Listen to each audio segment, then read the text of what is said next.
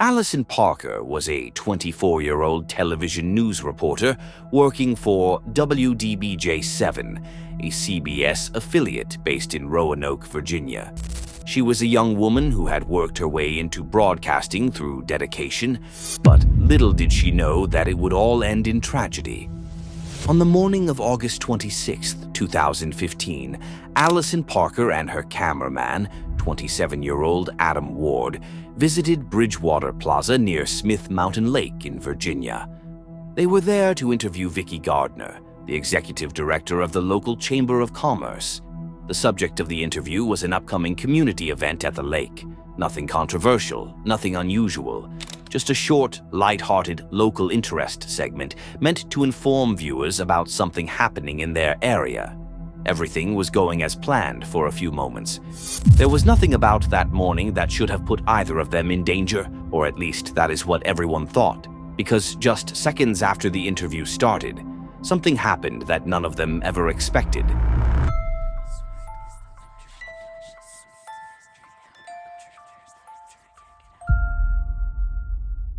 And we want to come together. We want to share information that can help us grow and develop to provide a better experience. We're saying tourism. We want the people that come here to say that was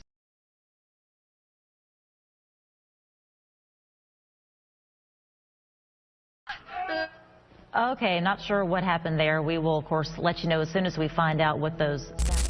The live broadcast immediately descended into chaos before cutting back to the studio, where the anchors had no idea what had just happened. Viewers at home were left confused, shocked, and trying to understand whether what they had just seen was real. Sadly, by the time emergency crews arrived, both Allison Parker and Adam Ward had lost their lives. Vicki Gardner was also seriously injured, but somehow survived after pretending to be dead until help arrived, but the man responsible had already disappeared. At first, investigators had very little to work with. There were no clear security camera recordings showing who had done it, and for a brief moment it seemed like the case had hit a dead end. The man who murdered the reporters in cold blood almost escaped, but then something changed. Looking for answers, the people at the station reviewed the footage frame by frame, and while doing that, they noticed a blurry image of the shooter. It was not perfect, but it was enough to identify him.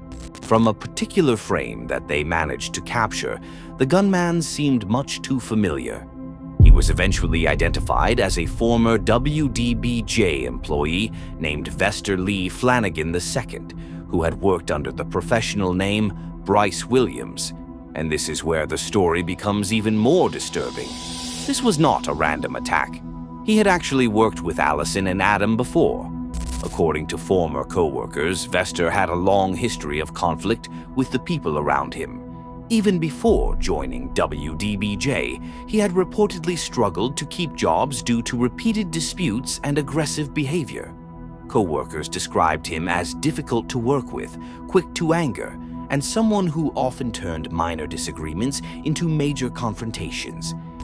And it kind of all went downhill from there. He had increasing conflicts with people at the station, especially the floor crew, some of the other reporters, some of the photographers in the field, to the point where he was threatening people, had some physical confrontations with a couple of people, and at one point became such a distraction that we finally had to terminate.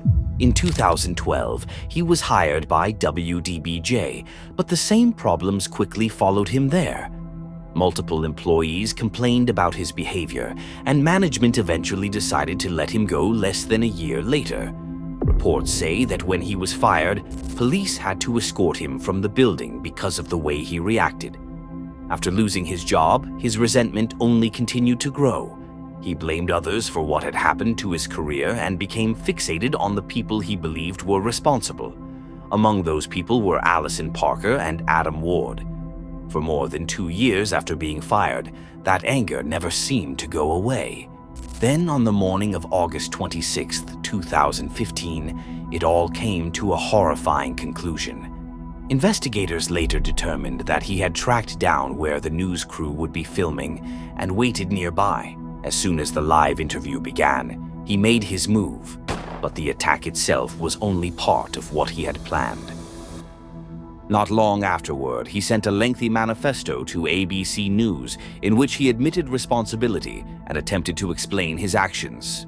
Much of it consisted of personal grievances, anger, and complaints against people he felt had wronged him throughout his life and career. Then, only a few hours later, he uploaded footage of the attack from his own perspective onto social media.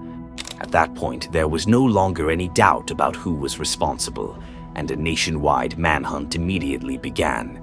Using cell phone tracking data, law enforcement eventually located him driving a rental vehicle along a highway.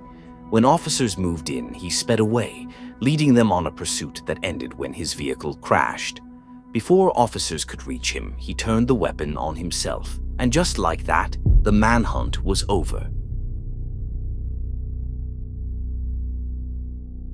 In April 2008, something pretty interesting happened on Brazilian news channels. A Catholic priest floated into the sky, and the first time you hear it, you might think it's some kind of miracle, but nope, it wasn't magic or supernatural powers. The priest tied around 1,000 helium balloons to a chair, strapped himself in, and then lifted off the ground and flew away. All Brazilians were watching, and long story short, this was exactly what the priest wanted: attention. This is Reverend Adelier Antonio de Carli, just moments before he set out on an ambitious journey to fly 465 miles using small helium-filled party balloons. At first, it looked almost surreal and even beautiful, like something out of a dream. But what followed turned it into one of the most disturbing real-life stories ever shown on broadcast television. So why would a priest attempt something like this in the first place? The priest's name was Adelier Antonio de Carli, and he had a reputation as a bit of a troublemaker, not because he caused harm, but because he was determined to help people no matter what it took. He had spent years advocating for human rights, confronting local authorities, and taking part in protests whenever he felt people were being ignored or mistreated.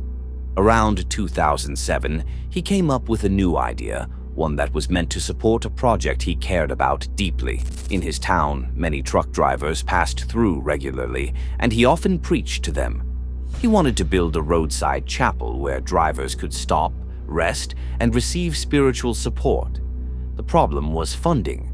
Building it required money he did not have, so he decided to try something extreme to raise awareness and donations. He planned to break a world record by flying for 19 hours using helium balloons in what is known as cluster ballooning. The attention from such a stunt, he believed, would help bring support to his chapel project. But even before the attempt, there were warning signs. He had taken paragliding lessons earlier, but his instructors eventually removed him from the program after repeated safety violations and poor discipline. They reportedly considered him inexperienced and difficult to train. But of course, this was not going to stop him. I mean, why would he even need training? Well, he went ahead with his plan anyway. On the day of the flight in April 2008, he prepared to lift off using hundreds of small party balloons, aiming to travel hundreds of miles. Even though it was raining, he refused to delay the attempt. Isn't it stubbornness flying in this rain? There will only be good weather during my flight. At this point, it really seemed like he believed nothing could happen to him because he was a priest. From the start, things were already risky, and once he lifted into the air, the situation quickly became uncontrollable. He had intended to travel toward Dourados, but strong winds pushed him far off course and out over the ocean. At one point, he reached extreme altitudes far beyond what he had planned, before dropping again to lower levels. You see, the priest had planned to reach only 9,500 feet, but he reached 19,000 feet, twice as high, before suddenly descending to 8,200 feet. As the hours passed, the flight became increasingly dangerous. Later, he contacted his support team by satellite phone, explaining that he could not stay on course and that he was drifting over the ocean. Later that night, he told his crew by satellite phone that he would not be able to complete the planned flight and that he was beginning to descend over the ocean. Soon after, he sent another message asking for help, understanding how to operate his GPS device, saying it was the only way people could track his location. Unfortunately, he never managed to get the guidance he needed, and he continued drifting over the Atlantic.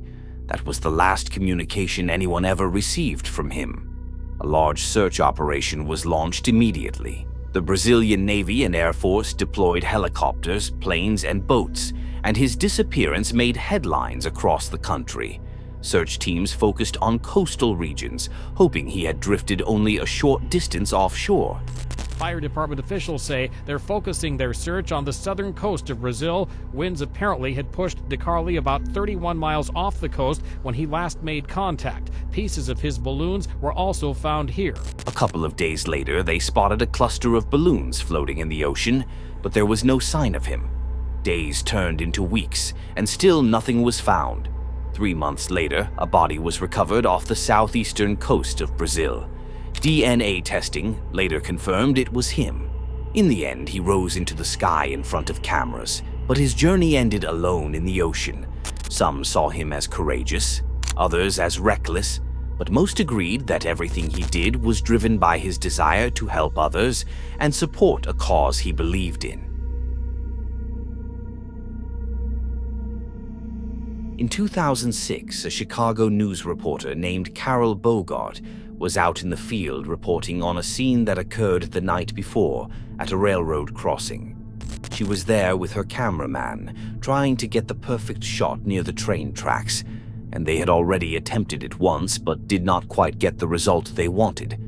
Not long after, they heard the sound of a train approaching. Thinking that this would make the segment more interesting, she moved closer to the tracks and began recording again. But Take 2, 89th and Ashland. Oh, here. Oh, let's do it with the train. Go. 3, 2, 1. It was 20 minutes after midnight. Oh, scared me.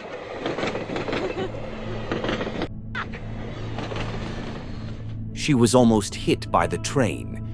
If she had not moved out of the way, it is very likely she would have been struck. She was lucky to take that small step away in time, because she did not even fully realize how close she was to the tracks or how fast the train was approaching. Now, I do not know if she was just lucky or if she knew exactly what she was doing, but it was clear that it took her by surprise and that she very nearly became part of the story she was trying to report on. Niagara Falls is one of those places that looks almost unreal when you see it for the first time. Massive walls of water crashing down with so much force that you can feel the power even from a distance. It is beautiful, loud, and almost peaceful in a strange way. But behind that beauty, there is also a much darker side that most people do not think about when they visit. Over the years, the falls have also become the site of countless tragedies. The currents around the area are extremely strong, and once someone gets pulled in, things can go wrong very quickly. One of those moments was actually captured live on television back on May 30th, 1985. A reporter named Phil Kavitz was standing near the falls, doing a regular segment about real estate in the area.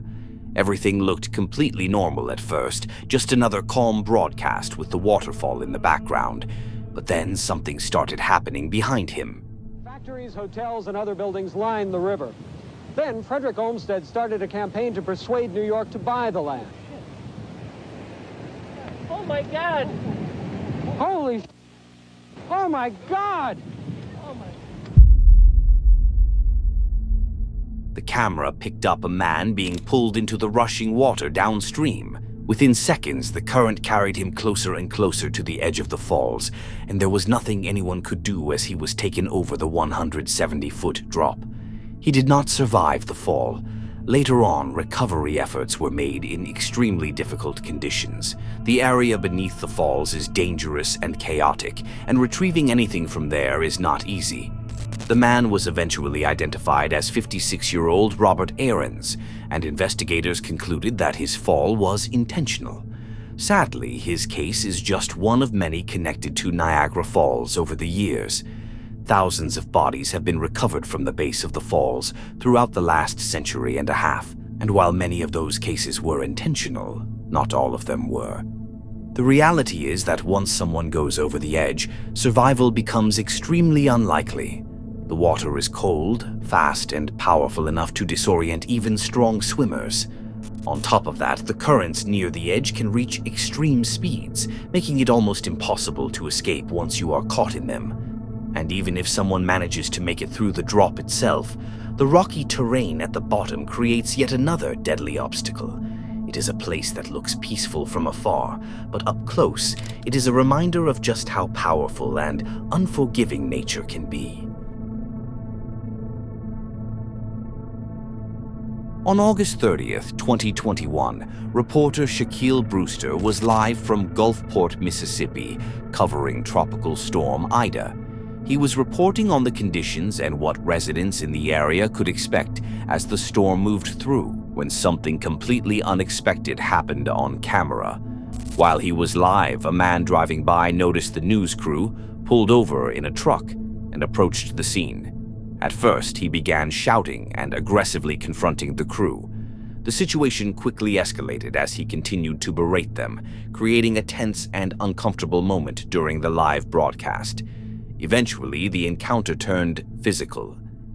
Going out delivering mail this morning. Just a couple of minutes ago, people were walking their dogs. They're back on the beach right now, and that's the sense that you're getting, that the rain has stopped, the wind is still going there. I think we even have a random person going around. I'm going to turn this way because, we deal with some people every once in a while. But, one thing that we are noticing is that the mayor said the curfew is still in effect. The curfew is going to be going on for at least until a period of time in which they can go ahead and go and survey all the damage. They did get some... Shaquille tried to keep his cool, while the man shouted that they weren't covering the storm correctly. Many people appreciated him and talked about how professional he was, but then, the man then grabbed Shaquille's microphone before the broadcast cut back to the studio.